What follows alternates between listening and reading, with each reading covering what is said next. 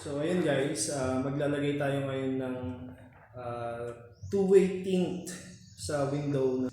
So samahan niyo ako habang ginagawa ko ito. Ito nga guys, as you can see, naglalagay na ako dito ng two-way tint. Pero bago yan, nilinisan ko muna ang mga bintana. Gumamit nga lang ako dito ng homemade glass cleaner, mix of water, suka, dishwashing liquid, squeegee, microfiber cloth, at sponge.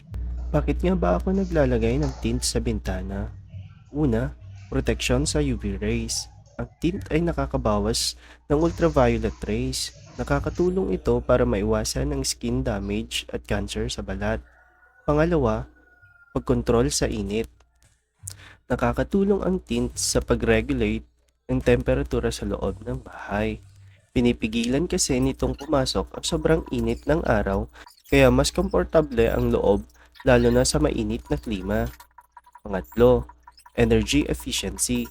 Sa bahay, nakakatulong ang tint sa pagbawas ng paggamit ng aircon o ventilador, kaya nakakatipid sa kuryente. Pang-apat, privacy at seguridad.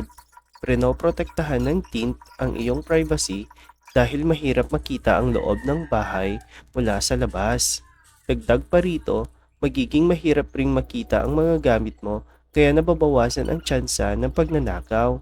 Number 5, aesthetic.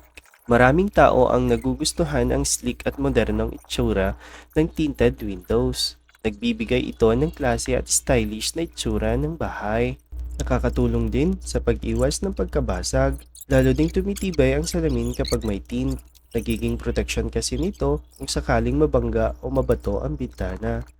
Nakakatulong ito upang hindi maghiwa-hiwalay kung sakaling mabasag man, at para maiwasan ang pagkasugat o anumang aksidente. Ayun na nga guys, ito na yung ating finished product. Hindi ka na makikita sa loob at may privacy ka na nga. May plano ka din bang maglagay ng tint? Kung oo, baka makatulong ang mga tips na ito. Yun lang mga beshi, paalam!